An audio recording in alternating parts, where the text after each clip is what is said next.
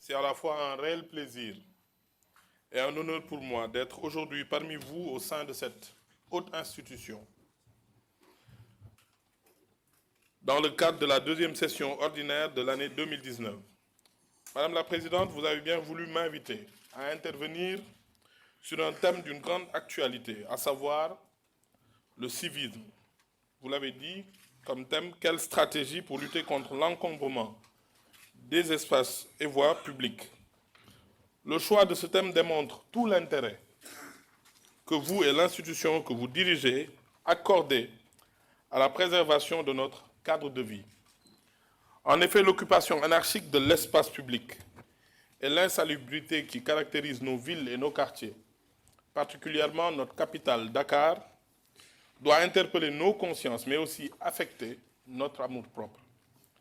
Pourquoi notre pays n'est pas cité aujourd'hui parmi ceux les plus propres? Pourquoi pensons-nous ne pas mériter un cadre de vie sain? Je suis sûr que chaque Sénégalais se pose ces questions au plus profond de lui-même, y compris ceux qui encombrent et salissent nos rues et nos quartiers. Une analyse technique renvoie comme explication à une urbanisation mal maîtrisée et au comportement inapproprié d'une partie de nos concitoyens. Mais je pense que le problème est plus profond et renvoie surtout à notre système de valeurs. Je veux parler des valeurs communes qui fondent la vie en société, cimentent les liens sociaux et rendent possible et apaiser cette vie sociale. Avons-nous perdu les valeurs minimales qu'exige la vie en communauté? L'encombrement généralisé et l'insalubrité inclinent à laisser penser cela, avec toutes les dérives possibles. Qu'est-ce qui risque de se passer si on n'y prend pas garde et si l'État ne fait rien? Le risque d'une justice individuelle serait alors très élevé ou pourrait devenir la réalité. Les citoyens risquent de prendre en charge eux-mêmes le règlement de la problématique selon des modalités qui risquent de ne plus rendre possible un bon voisinage entre mécaniciens, tabliers et autres laveurs de voitures, avec aussi les propriétaires soucieux de défendre leur quiétude et l'environnement où ils vivent avec leur famille. L'insalubrité et l'encombrement constituent donc aujourd'hui un problème social entre Sénégalais et avant d'être un facteur négatif pour le tourisme et d'autres activités économiques. Mesdames et messieurs, c'est la raison pour laquelle j'ai engagé les services de mon département à travailler de façon hardie pour combattre cet état de fait que je qualifie de fléau. Nous avons démarré les opérations de désencombrement le 12 juin 2019 avec une forte adhésion des populations. Parmi les exemples d'espaces libérés, il me plaît de citer l'avenue Blaise Diagne, les alentours de la Grande Mosquée, l'avenue Malick Sy, les alentours de la mosquée omarienne, la devanture de l'université Cheikh Anta Diop, le parking du stade Léopold Sédar Senghor, l'ancienne piste de Mermoz dont l'aménagement sera réalisé par mes services dans quelques jours. Cependant, après évaluation, nous constatons que certains espaces libérés sont ostensiblement réoccupés par les ambulants et autres garagistes. Cette situation est due en grande partie à la faible conscience, peut-être, de beaucoup de nos compatriotes, de l'impact négatif de l'occupation, de non approprié de l'espace public sur les efforts de développement et l'amélioration du cadre de vie. Une prise de conscience s'impose pour enlever de nos vues les épaves, les débris de chantier, les immondices que nous voyons tous les jours, le regard impuissant et le cœur serré sur la voie publique. Je voudrais vous rassurer du haut de cette tribune. Nous n'assimilerons jamais le désencombrement à un travail de Sisyphe. Les espaces libérés seront aménagés et sécurisés.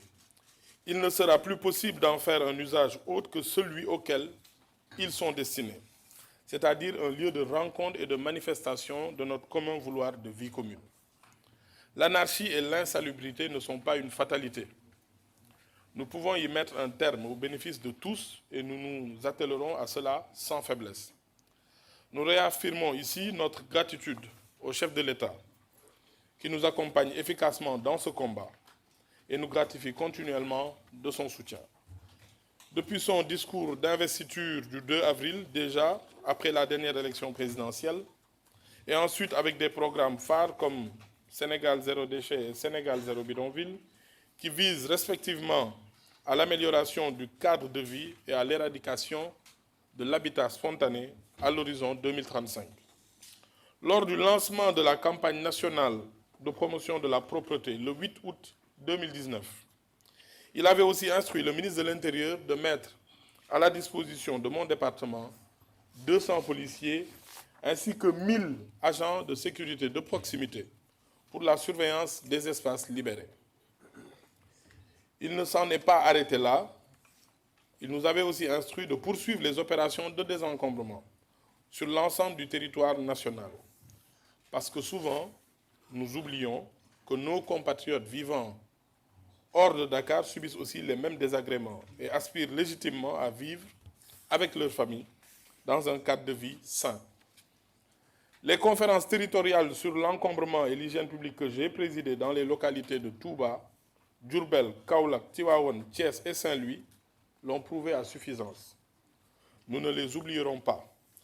Les autorités locales, notamment l'administration déconcentrée, les collectivités territoriales, sont déjà engagées à nos côtés. C'est le lieu, Madame la Présidente, de féliciter et d'encourager les gouverneurs, les préfets, les sous-préfets et surtout les maires qui ont déjà engagé des actions de désencombrement avec beaucoup de réussite et très peu de moyens. Mon département leur apportera le soutien nécessaire en 2020 et poursuivra les interventions sur d'autres tronçons à Dakar pour que les occupants irréguliers nous rendent nos rues et nos trottoirs destinés à l'usage de tous. L'engagement et la collaboration de tous les acteurs est cependant nécessaire. Un partenariat dynamique devra sous ce rapport être noué avec les collectivités territoriales. Je salue la disponibilité des maires qui nous accompagnent depuis le début à travers l'Association des maires du Sénégal, avec laquelle des axes de collaboration sont déjà définis. J'ai même déjà signé une convention avec le maire de Dakar Plateau pour en faire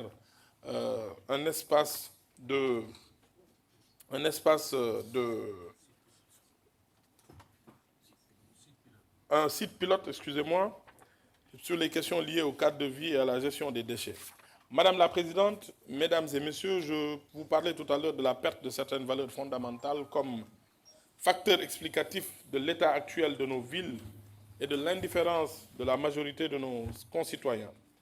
Le civisme est une valeur qui doit être commune pour que la vie sociale soit harmonieuse et apaisée.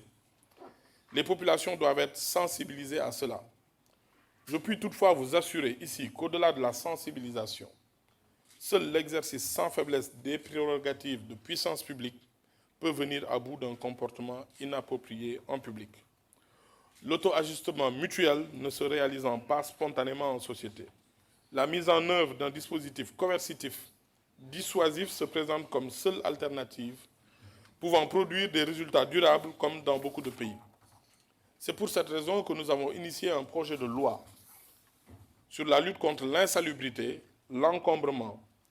Cet instrument propose, entre autres innovations, la création d'une brigade spéciale de lutte contre l'insalubrité et l'encombrement, la BRISE, et la possibilité pour les pouvoirs publics de contractualiser avec les structures compétentes pour l'enlèvement des épaves, véhicules et autres objets encombrants sur la voie publique ou abandonnés dans les fourrières. Madame la Présidente, je voudrais m'arrêter sur ce point-là. Depuis 8 mois, nous agissons sur ce terrain et nous notons que le suivi est le parent pauvre des politiques de désencombrement et de gestion des espaces publics. Nous avons essayé la sensibilisation, nous avons tenté beaucoup de choses, je vous le disais tout à l'heure. Rien qu'au mois d'octobre, je pense, rien qu'au mois de novembre, 30 personnes ont été interpellées pour des réoccupations d'espaces publics libérés. Et avec cette approche, nous sentons quand même qu'il y a maintenant de l'évolution. Les espaces libérés ne sont pas réoccupés. Cela doit être corrélé pour plus d'efficacité à une révision du cadre organisationnel. J'ai ainsi créé par arrêté un comité national pour l'hygiène publique et la lutte contre l'encombrement que j'ai installé officiellement ce samedi, le 30 novembre, en présence des gouverneurs, des représentants des collectivités territoriales, ainsi que des services relevant de plusieurs ministères. Ce comité est un cadre de concertation et d'action réunissant divers acteurs dont les missions contribuent à lutter contre les encombrements. Cependant, pour accompagner le processus, il importe de faire des aménagements appropriés au niveau des sites libérés, mais aussi dans les espaces identifiés pour recevoir les éventuels déguerpis. À cet effet, nous envisageons des initiatives d'amélioration du mobilier urbain, avec le soutien des partenaires pour l'aménagement des zones artisanales. Ceci aussi, Madame la Présidente, est un point très important. L'aménagement de tous nos espaces publics ne peut pas être le seul fait exclusif du budget de l'État. C'est la raison pour laquelle nous avons mis en place un programme de partenariat vis-à-vis des entreprises et des bonnes volontés qui veulent prendre en charge l'aménagement d'espaces publics. Donc nous développons un programme de responsabilité sociétale d'entreprise qui permettrait aux structures privées ou publiques qui le désirent de sponsoriser des espaces à aménager. Puisque nous avons développé un quadriptyque d'action autour de 4 points, désencombrer, nettoyer, mais surtout aménager et surveiller. L'aménagement, c'est la partie qui coûte la plus chère et le budget de l'État ne suffit pas pour le faire. Aujourd'hui, nous avons quelques entreprises qui ont commencé à se manifester et peut-être que d'ici le début de l'année 2020 vont entamer ces opérations de partenariat avec l'État du Sénégal. Donc, Madame la Présidente, Mesdames et Messieurs, vous avez un rôle important à jouer à ce niveau. Votre plaidoyer est plus que nécessaire pour la mobilisation des partenaires en vue d'inclure dans l'exercice de la responsabilité sociétale d'entreprise l'amélioration du cadre de vie à travers l'aménagement d'espaces publics et le soutien aux initiatives de promotion de la propreté. Nous envisageons d'ailleurs, avec l'appui des partenaires, de décerner des distinctions aux collectivités territoriales et aux initiatives citoyennes qui se distinguent. Cela est aussi une instruction du président de la République. Lors du lancement de la campagne nationale de la promotion de la propreté, il nous a instruit de créer d'abord une journée mensuelle de nettoiement qui s'appellera probablement les samedis de la propreté. Avec les gouverneurs et les maires, nous avons proposé de le faire le premier samedi du mois plutôt que le dernier samedi du mois. Les maires ont argumenté que les derniers samedis sont souvent des samedis très durs en matière de ressources financières, donc ils ne veulent pas aller dans leur collectivité avec une mauvaise humeur, donc ils préfèrent le faire les débuts de mois. Et puis le Grand Prix du chef de l'État pour la propreté, qui va sanctionner les actions positives, les actions qu'il faut dupliquer, qu'il faut promouvoir.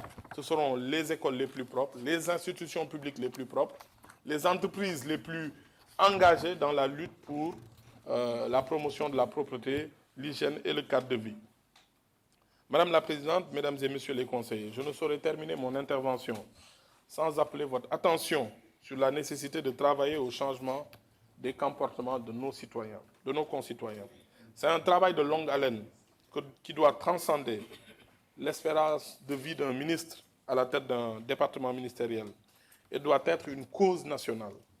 Il nous faudra doter le Sénégal d'une stratégie nationale pour le changement de comportement sans doute, avec comme objectif majeur de mobiliser d'abord les communautés autour de notre approche, ensuite d'identifier les barrières socio-culturelles liées au sujet, des bonnes pratiques et des comportements positifs, et enfin, définir des messages culturellement adaptés à chaque catégorie de cible et basés sur des évidences spécifiques aux communautés.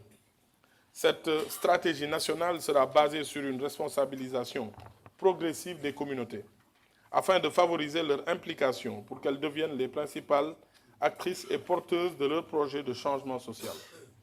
Elle s'appuiera également sur les normes et valeurs sociales, tout en jetant les bases d'une amélioration progressive des comportements individuels et collectifs.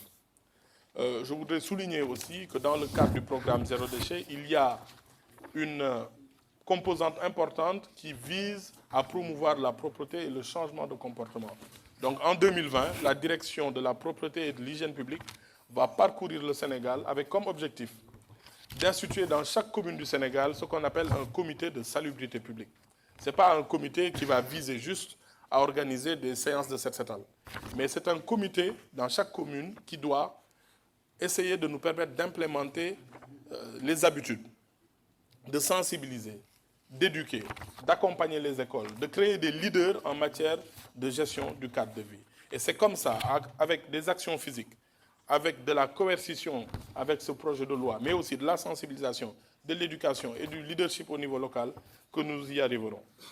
Je vous remercie pour cette invitation. En restant attentif à vos recommandations et observations, je vous remercie de votre aimable attention.